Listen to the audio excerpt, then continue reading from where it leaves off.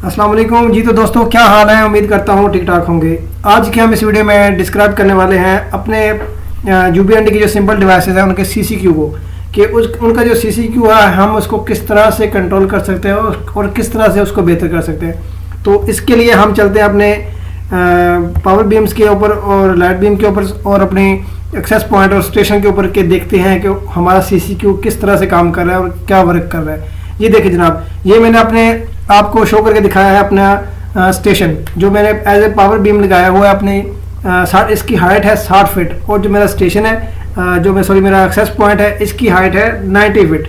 तो देखें स्टेशन के ऊपर मुझे जो सीसीक्यू इस टाइम रिसीव हो रहा है वो 89% रिसीव हो रहा है और जो डाटा ट्रैवलिंग है वो 13 MB 14 MB 18 MB 15 MB मतलब फ्लैक्चुएट कर रही है जिस हिसाब से यूज़र इसको इस्तेमाल करते हैं। तो सीसीक्यू की जहाँ तक बात हो रही है तो मैं कहता हूँ ये सीसीक्यू बेहतरीन कह सकते हैं इसको, ना तो मैं बुरा कहता हूँ ना ये कहता हूँ कि ये बहुत अच्छा है, इससे ज़्यादा सीसीक्यू अच्छा नहीं हो सकता।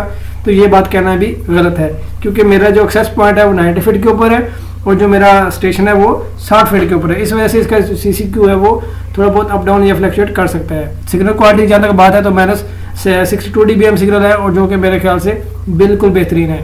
तो हम बात कर रहे थे आज की इस वीडियो में अपने सीसीक्यू को हाई करने के लिए। तो उसके लिए मैंने मुख्तलिफ वीडियोस देखे हैं जिसमें वो बंदे जो है वो जनाब वायरलेस सेटिंग में जाते हैं, वायरलेस सेटिंग खोल के और यहाँ से इसका जो डाटा रेट मॉड्यूल होता है ये वाला इसको चेंज करते हैं। तो क्या करते हैं पता नहीं क्या करते हैं, तो आपने वो कभी भी नहीं करना। इस तरह से आपका जो डाटा है उसका पूरे का बेड़ा गर्क हो जाएगा और आपका डाटा जो है वो वेस्ट होना शुरू हो जाएगा। वेस्ट में मतलब ये होगा कि आपके क्लाइंट जो है उनको डाटा में मुश्किलात आएगी और उनको पूरा डाटा ट्रैवल नहीं होगा और जिस वजह से आपको कंप्लेन आना शुरू हो जाएंगे कि हमारा जी डाटा हमारे पास नेट सही नहीं चल रहा, हमारे पास नेट स्लो हो रहा है।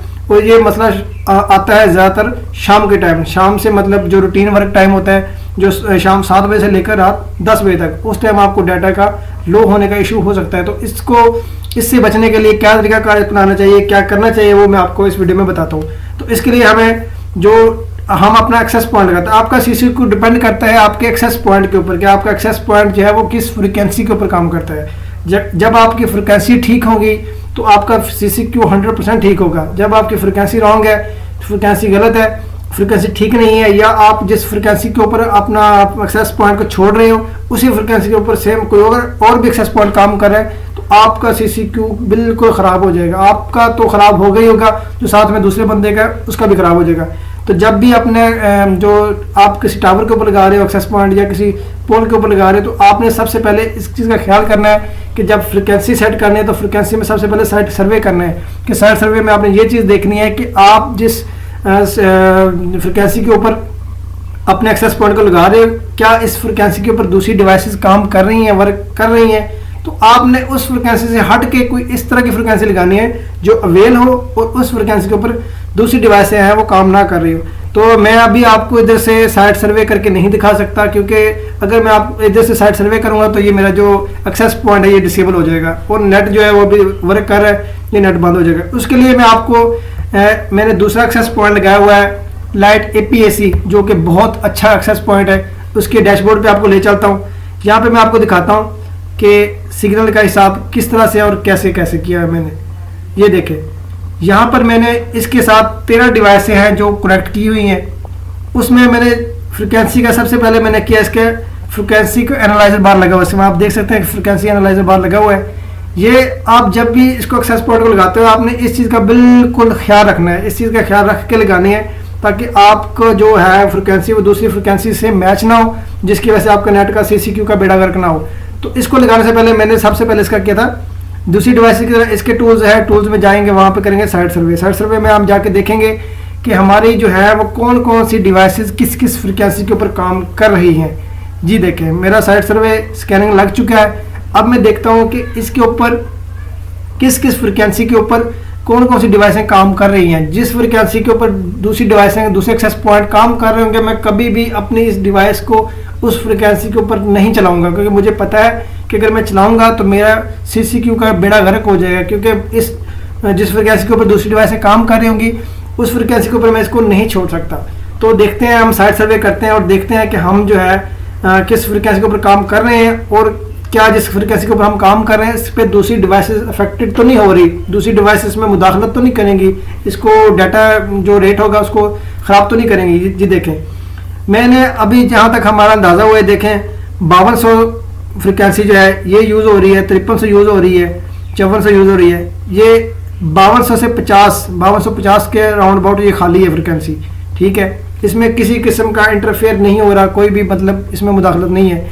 मैंने अपनी जो, इसको मैं क्लोज करता हूँ, मैंने जो अपनी लाइट APS-C है इसका जो फ्रिक्वेंसी रखी हुई है मैं आपको दिखाता हूँ। इसकी मैंने फ्रिक्वेंसी रखी है 5245। आपने देखा था 5245 5250 जो था वो खाली था, उसके ऊपर किसी किस्म का कोई दूसरी फ्रिक्वेंसी इसके ऊपर अफेक्ट नहीं कर रही थी। अभी हम चलते हैं इसके साथ जो कनेक्टेड डिवाइसेस हैं उनके अंदर के देखते हैं कि कनेक्टेड डिवाइस में CCQ की क्या तरतीब है, CCQ किस तरह से हमें मिल रहा है डिवाइसेस के अंदर।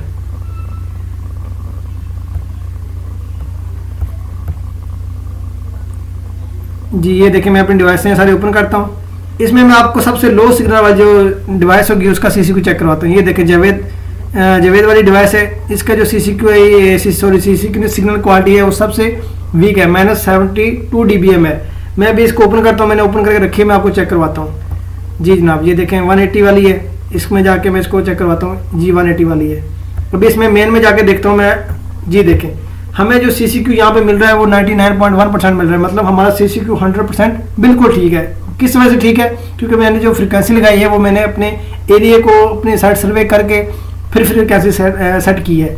अगर देखें, अगर मैं पहले मेरे जो आपको दिखाया था कि मेरी जो फ्रिक्वेंसी थी वो 5245 लगी हुई है, वो 5300 के ऊपर ऑलरेडी एक फ्रिक्वेंसी काम कर रही थी। मैं अपना इधर इसका कर देता हूँ 5300, ये इसकी फ्रिक्वेंसी 5300 कर देता हूँ। तो देखते हैं कि अभी मेरा CCQ का क्या हाल होता है। जो हाल होगा वो मैं आपको दिखाता हूँ। 5300 कर दिया, इसको सेव चेंज कर दिया। अभी AC डिवाइसेस में सबसे बड़ी खूबसूरती यही चीज़ की है कि अगर आप इसमें फ्रिक्वेंसी चेंज करते हैं तो डिवाइसें रिबूट नहीं होती, बाकी सिंपल डिवाइसें होती हैं वो रिबूट हो जाती हैं। अभी मैं अब चलता हूँ अपने उसी एक्सेस स्टेशन के ऊपर जो मैंने इस डिवाइस के साथ कनेक्ट करवाया हुआ था। ये देखें APFast Web 355 के नाम से मैंने इसका SSID है, ये इसका एक्सेस पॉइंट है। अभी चलते हैं और देखते हैं हमारा CCQ का। देखें जी हमारा CCQ का बेड़ा गर्क हो गया है। क्या वजह है? यही वजह है कि मैंने इसमें जस्ट जो फ्रिक्वेंसी अभी मैंने लाइट APS-C की जिसके साथ मैंने इसको कनेक्ट करवाया हुआ है, इसकी फ्रिक्वेंसी सेम दूसरी किसी और बंदे की फ्रिक्वेंसी के साथ मैच कर दी है, जिसकी वजह से मेरा जो CCQ है वो सारे का सारा बेड़ा गर्क हो गया। और इतना बेड़ा गर्क हो गया कि मेरी डिवाइस सक्सेस होने से भी गई है। अभी हम चलते हैं दोबारा और वही CCQ लगाते हैं जो पहले हमने इसका लगाया हुआ था 5245।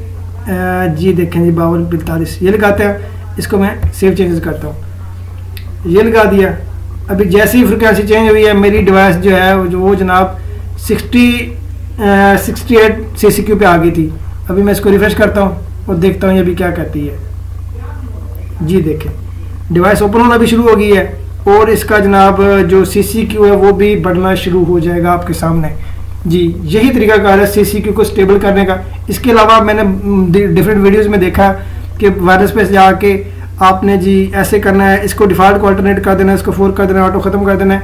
तो आपने वो बिल्कुल भी नहीं करना। आप इस तरह से करेंगे तो आपका CCQ जो होगा उसका तो जो हाल होगा वो तो होगा ही होगा, लेकिन आपका जो डाटा होगा उस पर ये बहुत इफेक्ट करता है चीज़ जो है। आपने सेटिंग करनी है CCQ की, तो इस वीडियो को देख लें, इंशाल्लाह आपको CCQ में जो है वो इंशाल्लाह कभी भी प्रॉब्लम नहीं होगी।